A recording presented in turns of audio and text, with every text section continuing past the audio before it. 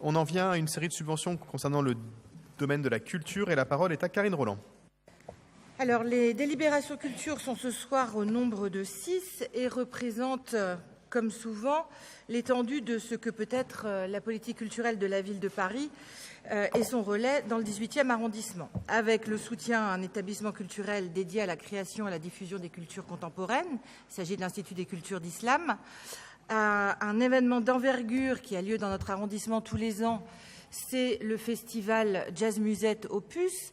Le festival Jazz Musette Opus se déroulera cette année pour sa 14e édition du 15 au 18 juin dans le stade Bertrand-Dauvin ainsi que sur la place Charles-Bernard. Permettez-moi bien sûr d'avoir de nouveau une pensée pour l'un de ses fondateurs, Didier Lockwood, qui est décédé récemment. Je vous indique qu'il est d'ailleurs prévu que le festival soit rebaptisé à partir de cette année. Il s'appellera le festival Jazz Opus Didier Lockwood. L'Institut des cultures d'Islam, je le disais, établissement culturel important, bien sûr. Je vous invite à suivre l'actuelle exposition Bagdad, mon amour, qui met en lumière les pratiques des artistes irakiens.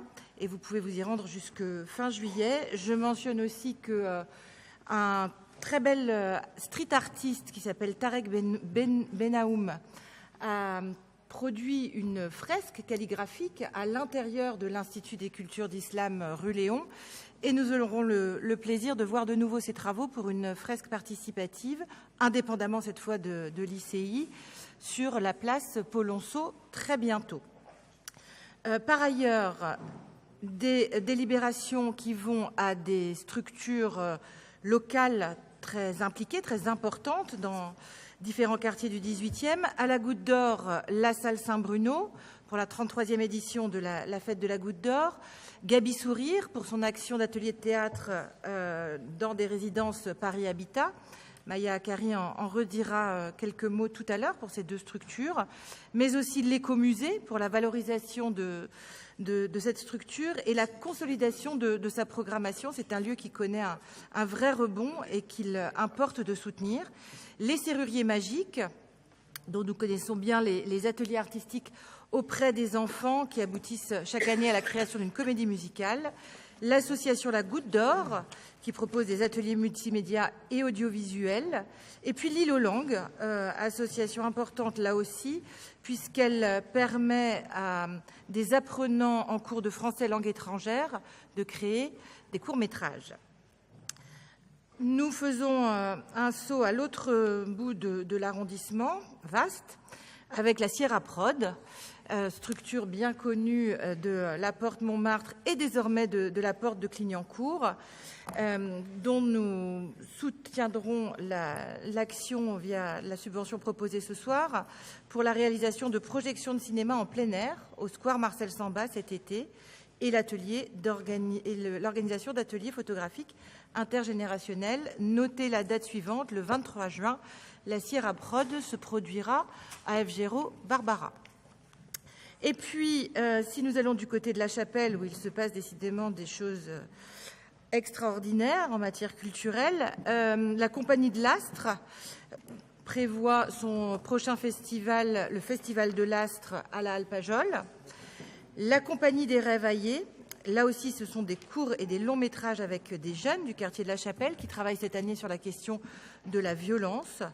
Hook, collectif photographique qui propose de redécouvrir et de revisiter le patrimoine parisien à des publics de la Chapelle en leur faisant pratiquer la photographie. L'Éclaboussé, que nous connaissons bien pour son travail intergénérationnel auprès des personnes âgées du club Charles-Lotte. Et puis l'Intestine, là aussi à la Chapelle. Il s'agit de faire découvrir l'art chorégraphique à différents habitants du quartier. Et je termine avec 1001 images pour la mise en place d'ateliers vidéo et de projections en plein air dès le mois de juin, sous la forme d'un cinéma itinérant et participatif.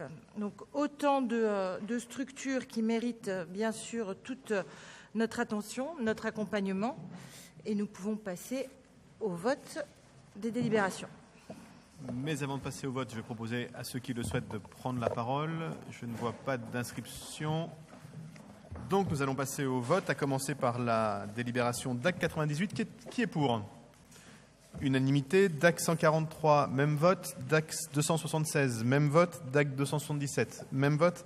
DAC 280, même vote. DAC 283, même vote. Elles sont toutes adoptées à l'unanimité et je vous en remercie.